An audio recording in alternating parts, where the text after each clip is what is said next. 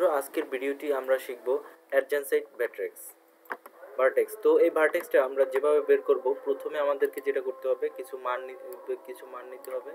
তো সেই জন্য আমরা যেটা করব যে প্রথমে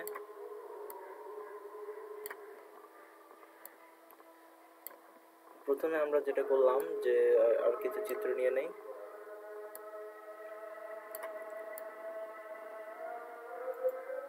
তো এইগুলোতে আমরা এখন যেটা করব, এক একটা মান নেব। তো এইখানে আমি নিলাম 1, নিলাম একটা নিলেই হলো। তো এখানে আমরা 2 নিলাম, এখানে 3 নিলাম, এখানে 4 নিলাম, এখানে 5 নিলাম, দেন এখানে আমরা 6 নিলাম। তো এখন আমরা এই চারটা মান নেওয়ার পরে আমরা এক একটার সাথে এক একটা মানের একটা কানেক্ট করে দিব। তো এটার সাথে এটা কানেক্ট করে দিলাম, এটার সাথে এটা কানেক্ট করে দিলাম, এটার সাথে এটা কানেক্ট করে দিলাম,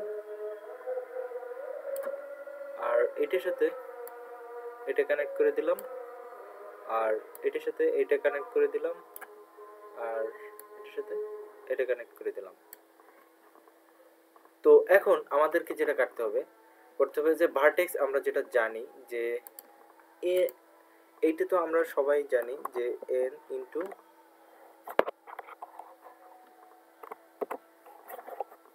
n। তো আমরা এটা তো সবাই জানি। তো এখন আমাদেরকে যেটা করতে হবে, করে দেখাতে হবে যে, তো এখন n, তো আমরা একটু দেখাই আপনাদেরকে, আরো একটু ক্লিয়ার করি। তো এখন আমরা যেটা করব যে আমরা কয়টা মান নিব। তো মান নেব কিভাবে, যে এরকম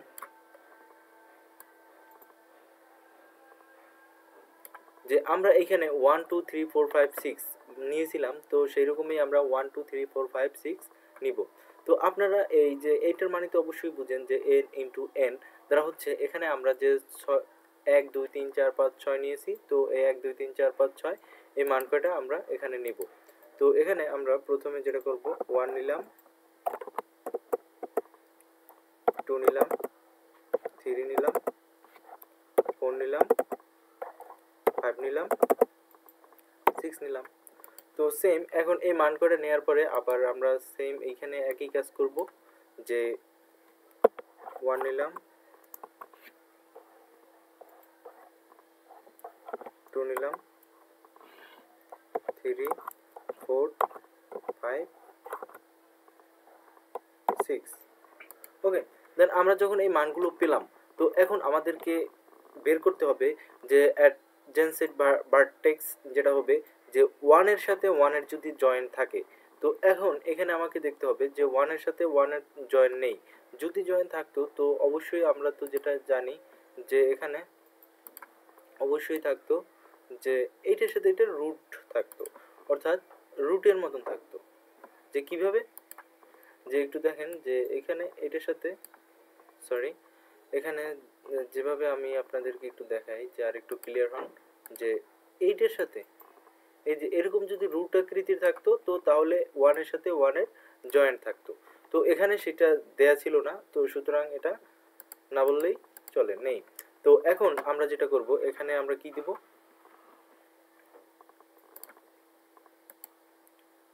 তো আমরা ফার্স্ট অফ অল 1 থেকে শুরু করব। তো 1 এর সাথে কানেক্ট নেই, সুতরাং এখানে দেব 0। তো এখন 2 এর সাথে কানেক্ট আছে, 2 এর সাথে 1 এর কানেক্ট আছে, হ্যাঁ অবশ্যই আছে। তো সেক্ষেত্রে আমরা এখানে দিব 1। এখন দেখেন 1 এর সাথে 3 এর কানেক্ট আছে, তো সেক্ষেত্রে এখানেও দিব 1। এরপরে 1 এর সাথে 4 এর কানেক্ট আছে, নাই, এখানে দিব 0। এরপরে 5 এর সাথে তো কানেক্ট নাই, তো 0। 6 এর সাথে কানেক্ট আছে, নাই, 0। ওকে, তো আমরা এটা পেয়ে গেছি। তো এখন 2 তে দেখব, 2 সাথে কানেক্ট আছে কত, 2 সাথে কানেক্ট আছে 1 এর এবং 3 এর। তো সুতরাং এখানে দেব 1 এর ক্ষেত্রে দেব 1 এর কানেক্ট আছে, এবং 2 সাথে 2 কানেক্ট নাই, 0। এবং 2 সাথে 3 এর কানেক্ট আছে 1, এবং বাকি সবকটা 0, আপনারা বুঝতে পারছেন। তো এখন এরপরে আমরা দেখব 3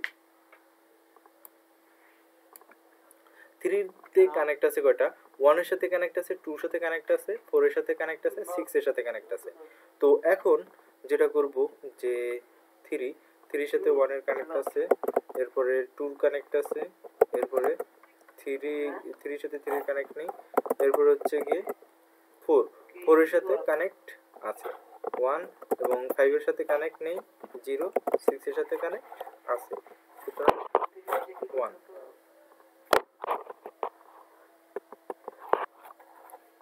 1 ওকে তো আমরা মোটামুটি এই লাইন কোডটা বুঝতে পেরেছি তো এরপরে আমরা দেখব যে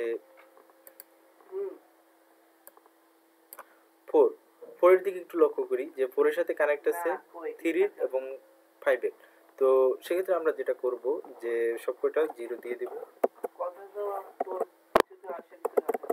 0 তো এখানে 4 এর সাথে 3 এর কানেক্ট আছে সুতরাং এখানে 1 হবে এরপরে 4 এর সাথে 4 এর কানেক্ট নেই তো সুতরাং 5 5 এর সাথে কানেক্ট আছে এরপরে 6 এর সাথে কানেক্ট নাই 0 ওকে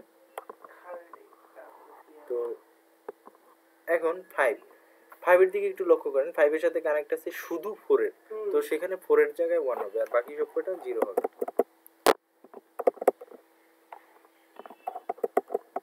4 এর এখানে 1 হবে আর বাকি সবকটা 0 হবে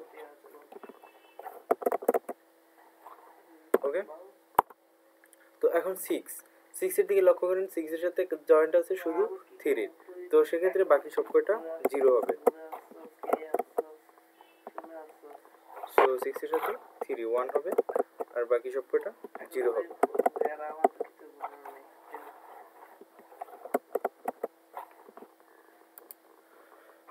তো বন্ধুরা এটাই ছিল যে অ্যাডজেন্সেন্ট ভার্টেক্স তো আশা করি আপনারা অ্যাডজেন্সেন্ট ভার্টেক্স বুঝতে পেরেছেন তো আশা করি আপনাদের ভিডিওটা ভালো লেগেছে আর ভালো লাগলে অবশ্যই লাইক কমেন্ট সাবস্ক্রাইব করবেন আর সাথে থাকবেন